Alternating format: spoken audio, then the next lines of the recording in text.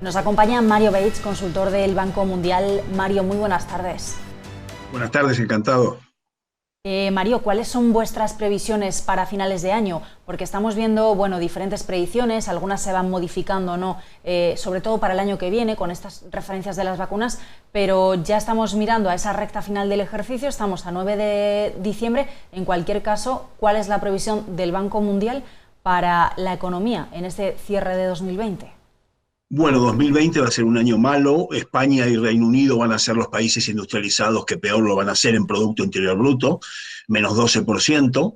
América Latina tiene el peor año de los últimos 100, y estos datos así parecen realmente malos, pero la buena noticia es que ya a partir del año que viene, con el tema de las vacunas que está comentando, esperamos una reactivación que, aunque no va a compensar el gran declive y la gran recesión que hemos tenido, va a comenzar una era de recuperación. Por ejemplo, España va a tener un menos 12 este año y un más 5, más 6 el año que viene, pero en el mejor de los mundos vamos a tener que esperar 3 años, siendo optimistas, para que volvamos al nivel previo a la pandemia.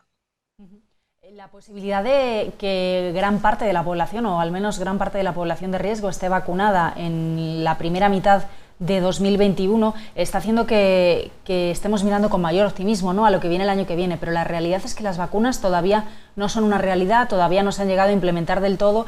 No sé si estamos siendo en algunos sectores, si está habiendo un optimismo excesivo o creéis que está justificado el optimismo que han traído las vacunas.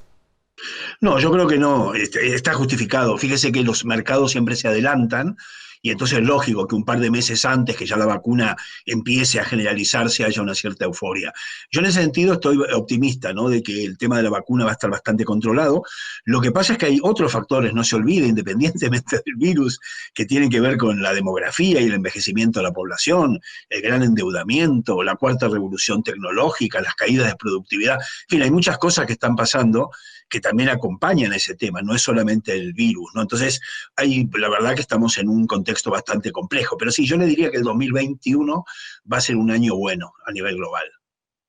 Me quedo con ese optimismo, Mario, pero ¿qué me dices de, no sé, por ejemplo, estamos viendo unas cifras de endeudamiento bastante altas, es algo que, bueno, podíamos esperar sobre todo en las principales economías del mundo, esas tasas que siguen aumentando y que van a seguir aumentando en los próximos meses ante las necesidades de financiación. ¿El año que viene será momento de empezar a ajustar todos esos desniveles que se han ido produciendo este año, o todavía es pronto para hablar de ese tipo de ajustes? Sí, es un tema que nos preocupa a todos los economistas. Fíjese que los ratios de endeudamiento, déficit público, deuda interna, deuda externa, están totalmente fuera de control, y a largo plazo la solución es crecer. Si la economía mundial crece, eso se soluciona. El problema es que estamos viendo que la productividad de la mayoría de los países está bajando y no va a ser tan fácil crecer. Y la otra, como dice usted, es empezar a bajar el gasto público. Yo creo que a partir del 2021 va a haber que empezar con programas de ajuste, porque lo que estamos haciendo es pasándole el problema a nuestros hijos. O sea, a corto plazo no pasa nada, pero evidentemente esa deuda hay que pagarla. Incluso los fondos europeos, que estamos tan contentos, no son a fondo perdido, hay que pagarlos. Está bien que con tipos de interés bajo. Lo que quiero decir es que ese dinero no puede ser para hacer rotondas, sino tiene que ser para hacer temas que aumenten la productividad de la economía y haga que se pueda pagar en el futuro. Pero no hay duda que lo que usted dice, el aumento de la deuda, es algo que preocupa mucho. ¿Qué me dice de las diferencias entre regiones o países? Porque al principio lo mencionábamos, ¿no? Una cosa son las economías industrializadas o países como Reino Unido, España, que mencionábamos, y otra cosa es, por ejemplo, América Latina, África, algunas regiones de Asia. Estamos viendo dentro del comportamiento, de la respuesta a la crisis económica dentro de la pandemia, diferentes respuestas y diferentes formas de reaccionar. Hemos visto a China o Corea del Sur con cifras que nos pueden haber sorprendido en las últimas semanas, y en cambio, bueno, pues vemos otras regiones que les cuesta más. ¿Cómo se va a producir este desnivel? ¿Qué consecuencias a largo plazo podemos apreciar? No sé si cuando hablamos de economías emergentes habrá que aplicar otro tipo de políticas fiscales, de políticas de ahorro, de apoyo, ¿no?, a las rentas más bajas. Bueno, fíjese que Asia va a ir muy bien, el futuro es de Asia, y España debería tomar nota. Yo creo que la internacionalización de la economía española está muy sesgada de exportar a Europa e invertir en América Latina.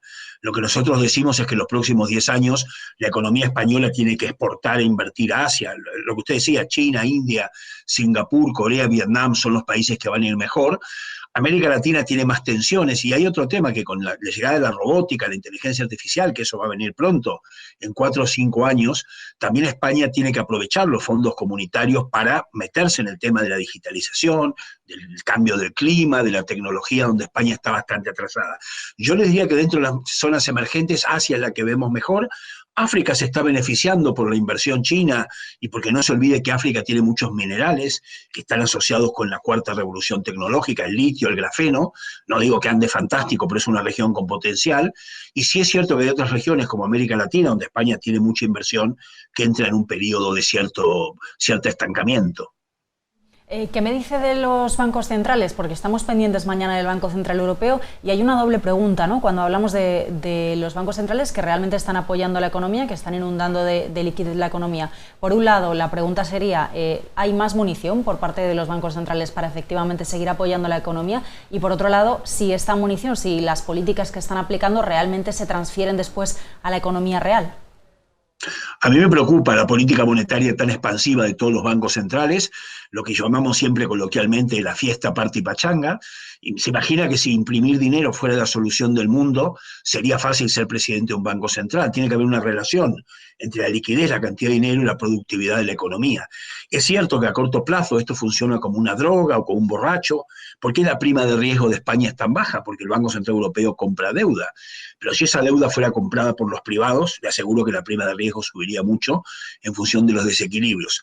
Entonces siempre nos dicen cuando estudiamos economía, el primer día de clase los profesores, lo bueno es que los tipos de interés sean bajos, pero básicamente la inflación tiene que estar siempre, por ejemplo, la inflación 1%, tipos de interés por encima. ¿Para qué? Para que la gente ahorre, los empresarios inviertan, pero con estos tipos de interés tan bajos estamos llenando de liquidez la economía y es cierto que a mediano plazo hay una amenaza de inflación, no a corto plazo, no este año, pero por eso digo que la solución, los bancos centrales no pueden solucionar la política económica. Tiene que haber una política fiscal, una política de privatización o estructural, una política de comercio exterior, y nunca podemos pensar que los bancos centrales emitiendo dinero van a reemplazar otros aspectos de la política económica que tienen que funcionar bien.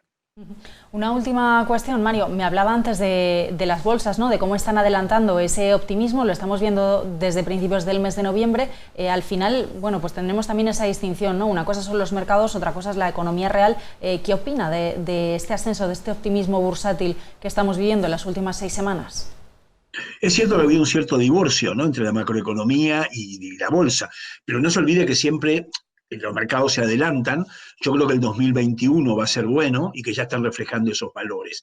Y también es distinto, ¿no? Por ejemplo, la bolsa española está barata, la bolsa americana está más cara, pero es cierto que ha habido una cierta independencia entre la bolsa y la macroeconomía que ha dejado un poco perplejo a los estudiosos.